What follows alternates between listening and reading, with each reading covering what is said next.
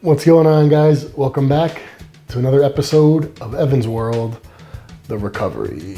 Dun, dun, dun. So in this episode, we're gonna go over my nutritional strategy, which includes both my food and supplement approach to recovering from my quadricep tendon tear. It's been 1 week since the surgery. It's been almost 2 weeks since the injury occurred.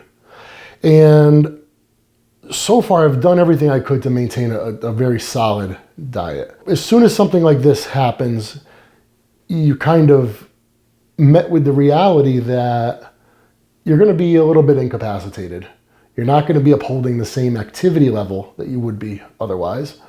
And you're going to probably be needing to make some adjustments to your diet. If I were to continue eating at the rate that I was prior to the injury, I would not only probably gain excessive body fat, but I also just wouldn't be able to stomach the food. I simply wouldn't have the appetite for it.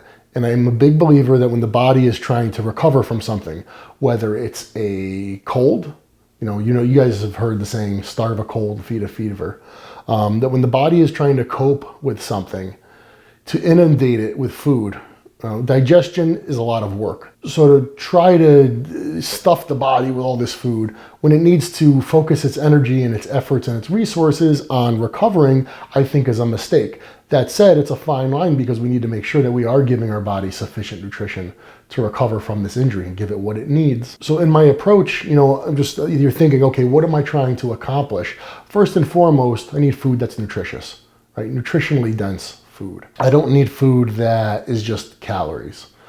I need food that will not drive excess inflammation. I need food that has high enzymatic activity. And I'm also going to, if at all possible in this state, try to bolster my metabolism and support my muscles so that we reduce atrophy as much as possible. I mean, all these things together would probably be an ideal scenario on a good day for me. So to try to accomplish it now, it's going to be serious effort, but we're going to strive. We're going to do the best we absolutely can. So when we talk about eating nutritionally dense food, I think you guys know what that means. We're not just going to eat empty calories. And from my perspective, a lot of carbohydrates are simply empty calories. Most grains, rice, rice, oats, wheat, barley, all these grains are very good for helping to put on size. When we're trying to gain muscle and strength. Not so great when we're trying to lean out. Also, they drive a lot of inflammation. If you look at the inflammatory profiles for a lot of those foods, carbohydrates in general, especially grains, are highly inflammatory. This is coming from someone who has experience with ketogenic diets. The one thing I can tell you, having run those diets for several contest preps, is that I felt very, very good. My body was definitely more efficient. Any aches, pains, things like that I had, they subsided. And I believe it was due to inflammation being so low. People will oftentimes talk about proteins like meats and eggs and things like that being inflammatory, but I believe that in the absence of excess carbohydrates, especially grains, I don't believe that they are. Because in those diets where I was preparing for contests, I was eating a lot of animal proteins. And I can tell you, my systemic inflammation, I believe, was very low. So the first thing, as I mentioned, is the not altogether elimination of, but the drastic reduction of grains and starchy carbohydrates in general. Not only because we don't need them, we're not up and running around. Right now, I'm fairly sedentary most of the day. I'm either sitting or laying down. So I don't need to be consuming a vast amount of carbohydrates. I will continue to consume maybe some oats or things like that. The primary reason is I want to retain my body's ability to digest them. I've gone through periods of times where I eliminated carbohydrates from my diet, and when I added them back in later on, I had to deal with a lot of gas and bloating because the enzymatic capacity to digest them simply wasn't there, because the body stops producing those enzymes because you're not consuming them in any significant quantity.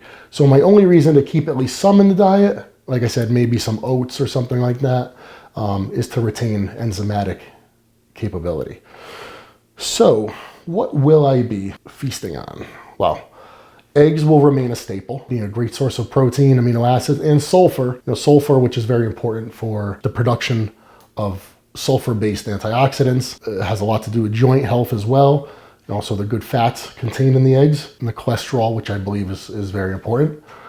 Chicken will remain a mainstay of my diet as an easily digested protein source. Chicken liver as an incredible source of minerals and B vitamins, which I believe in the healing process, very, very applicable. Shellfish, I have some clams here that we're gonna eat tonight for dinner. Again, being a very potent source of vitamins and minerals. You know, although I do supplement, you know, with a multivitamin, a multi-mineral, I do still try to get a lot of them from whole foods, knowing that fresh whole foods contain other cofactors, which may otherwise not be identified or be included in a multivitamin. So that's primarily the proteins that I'm consuming. Now this is where my diet begins to depart a little bit more from normal. I bring in papaya and pineapple, two foods that I don't usually consume a ton of, but based on past experience, feel very good when I do. Why? Because they are loaded with enzymes, right? Papain, bromelain, two proteolytic enzymes, where if you read up on the benefit of enzymes and why, you know, if you have a 10-year-old or you have a 30-year-old, they're gonna recover from an injury much differently.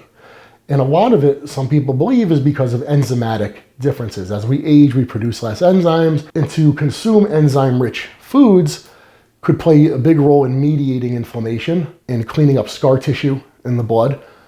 These are things that I'm also going to ingest in supplement form as well, in the form of systemic enzymes, which I'll discuss in the next part of this episode where we go over all the supplements. But knowing that I'm not going to be super active and sitting around a lot, the consumption of high enzyme foods, not only good for breaking down the protein, but also for reducing stress on the digestive system, and also those enzymes having possible inflammation mediating effect and scar tissue reducing effects. It's one of the things that we're really trying to limit here is scar tissue. You know, when we're talking about coming off an injury or recovering from an injury, you know, the consequent stiffness and possible lack of range of motion and things like that has a lot to do with scar tissue. And we're going to try to limit that by eating a diet that's not only, I don't want to say it's anti-inflammatory, but we're going to try to not drive inflammation. When it comes to fats, olive oil has been my go-to, and it will remain my go-to. As a lot of olives being a fruit.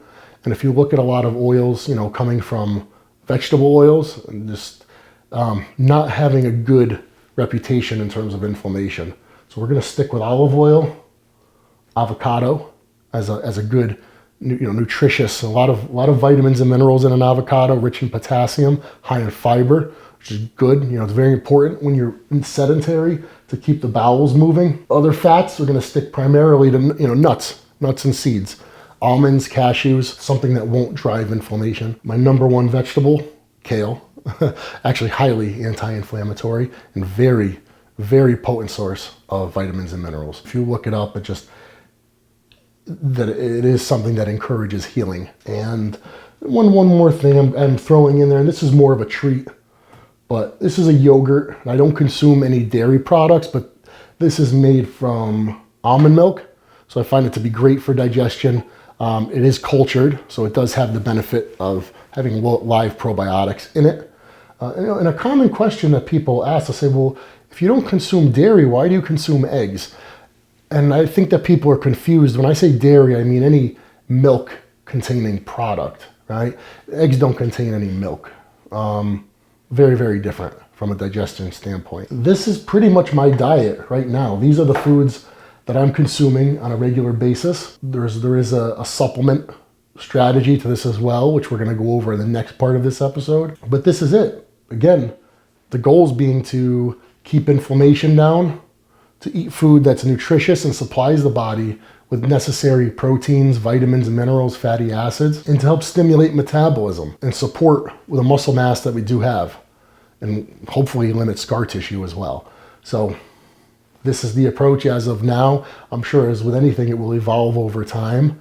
But right now, this is it. One more thing I'm going to mention is, and I don't even know if I should be mentioning this, but this has kind of been under wraps, but this is a prototype for a meal replacement that I've been heavily involved with animal.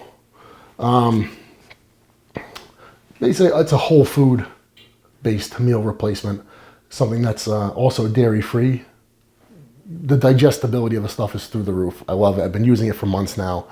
It's a product that I really hope that they go live with because I think people would really love it. So once or twice a day, I'll have a couple scoops of the meal replacement and I'll add to it about 3 or 4 tablespoons of the hydrolyzed collagen.